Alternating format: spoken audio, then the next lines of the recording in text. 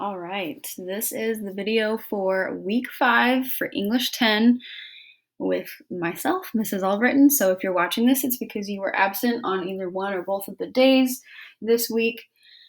This week is one of the 3 weeks in October that are kind of funky in terms of the schedule. So this week, Friday, is no school for you as a student. It's a teacher workday like across the district.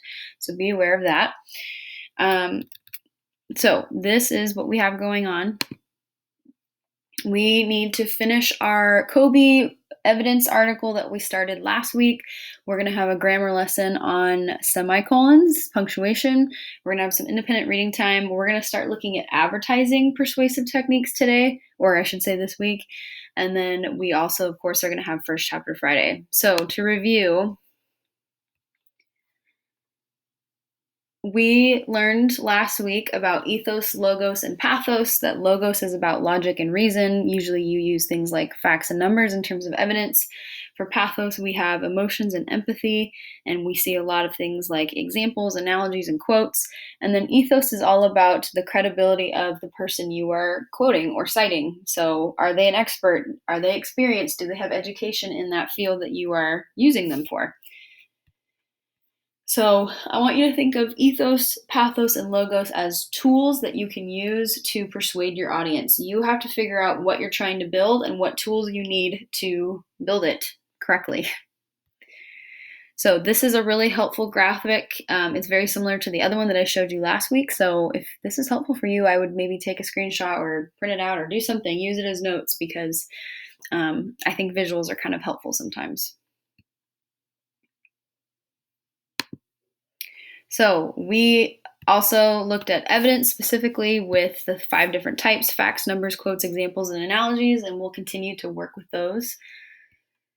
And we talked about how knowing your audience is really important, because if you don't know who you're talking to, or if you know who you're talking to but you don't know what they value and what they love and what they're passionate about, you probably will miss the mark in terms of trying to persuade them of your argument. So what I want you to do is pause my video and watch this video in the slides. This is our grammar lesson for the week. This is going to teach you how to use semicolons, and then once you're done watching it, you can come back to this video. Okay, so with semicolons, we learned that they are stronger than a comma but less final than a period. So with semicolons, they are linking together 2 independent clauses. A clause just means a sentence, to show that they are connected in some way. So this is going to be up to you as the writer to decide when you would like to use a semicolon for that purpose. The 2 rules are that they really should only connect 2 sentences that are related in terms of what you're talking about. If you're using a semicolon and you're talking about 2 completely different subjects, you're not using it correctly. And then the other thing we cannot do is use a semicolon before a coordinating conjunction, because they basically do the same job. So when you do that, you're just being redundant. So the purpose is for clarity, force, and style. That is the purpose of a semicolon. It's totally up to you as the writer. So you're going to take a look at the slide. Each slide has the opportunity to use a semicolon, or maybe not every slide, but it's up to you. You have to look at this and decide what needs to have a semicolon, and you will insert it and highlight it to show me. And then you will write your own 2 sentences from scratch and connect them using a semicolon. Okay, so with the Kobe article, some of this is going to be stuff that we do together as a class, but you definitely need to have all of your markings and annotations done, and then you need to answer these questions. So last week we started reading the article. You're going to finish it, and then you're going to answer these questions after looking through the different types of evidence. Which one was most present in the article, and which one do you think was the most convincing for you? Okay, so we are going to have some practice with citing using APA format. If you had me last year, we kind of touched on this a little bit, but we definitely didn't go into it in necessarily the depths that I would have wanted to. So if you decide to go to college, I would say that it's pretty much guaranteed that you will have professors that ask you for APA, even though in high school everyone asks for MLA. So I'm trying to help you.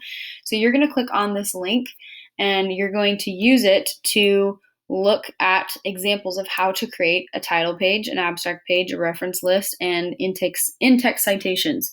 I've crossed out abstract page because in this assignment itself, you're not going to create one because we don't really need to right now, but you are going to create a title page, reference list, and in-text citations. So you're going to look at this, click on that link, and where you're going to submit this, if you go to Canvas, you should see it right underneath the Week 5 Google Slides.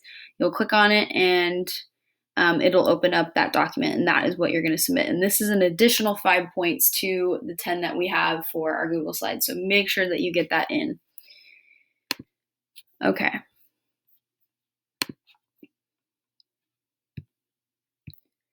So now we're going to start looking at persuasive techniques that have to do with advertising. So fear is the first one we're going to look at. It's when you present a scary situation, something horrible that you want your audience to avoid. So you can take a look at the examples, and then I want you to look at this video and come up with other examples of what other types of persuasive commercials have you seen that use this tactic. Next, we have bandwagon. This is just when someone is trying to get you to believe that everybody has something or is doing something, and if you don't do it, if you're not involved, if you don't have it, then you're missing out. So we see this a lot with products that people are trying to sell because the power of FOMO, fear of missing out, is very real. So take a look at that video, and then I want you to think of other types of commercials, other types of products that people would use this type of technique to persuade their audience to buy. Then we have testimonials. These are when you see a famous person endorse a product. This could be an athlete, a musician, an actor. We see these a lot. So I want you to think about what famous people have you seen in commercials and what have they been advertising. Next, we have loaded words. This is going to be subject to person by person. Words that have specific connotations and create specific and intended effects. So if you look at this list of words that I have, they are essentially the same thing that we're talking about across, but the two words have different connotations, and it's based off of kind of like where you grew up and how you were taught about certain things. So I want you to take a look at this and write down like kind of what side of the list you typically lean toward, and just explain to me why. Like, oh, I grew up hearing the word tree hugger but not environmentalist, and this is why. That kind of thing. Next, we have repetition. There's nothing for you to write on this slide, but this is when you repeat something over and over again. And if you take a look at these videos, you'll see what I mean. Oftentimes, that is connected directly to a slogan. So take a look at these videos, and then I want you to think of any other slogans you've seen in commercials and write them down right here. The next one is plain folks. This is not something you have to write on, but take a look at these videos. These are commercials that show how you can identify with ordinary people that are just like you. So they're trying to appeal to the masses in terms of just an everyday Joe, somebody that's can relate with an average person. They're not a celebrity. This is kind of the opposite of a testimonial. And then we have transference. This is when a writer or a director, in this case of commercials, makes very specific choices to associate or transfer good feelings from an object to a person. So you're going to take a look at this drug commercial and you're going to write down, what do you notice in the background? I want you to pay attention to details like color and the outfits they're wearing, their facial expressions. What do you notice, and how does that connect to what they're trying to persuade you to buy? And then the last one is beautiful people. This is kind of connected to the testimonial idea, but essentially they are going to show things that have to do with wealth and luxury and models. Beautiful people, these are going to be very fancy things that they are trying to sell. So I want you to look at these examples and write down lists of products that are typically associated with this technique.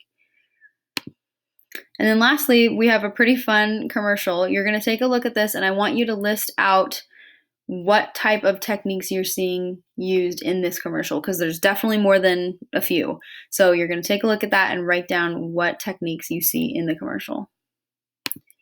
After looking at advertising, we are doing some independent reading time. And when you do that, you are going to fill this out. If you're absent the day we do this, this is going to be a paper handout that I give. So just make sure you tell me and I can give you a physical copy. And then lastly, we have our first chapter Friday. And this week we have Red Queen by Victoria Aveyard, which is a fantasy novel. So if you are interested, take a look at the trailer on the last slide. That's all very rapid fire, but that's all for week 5. So if you have questions about the assignments or how to do the APA thing, just send me an email and I will see you soon.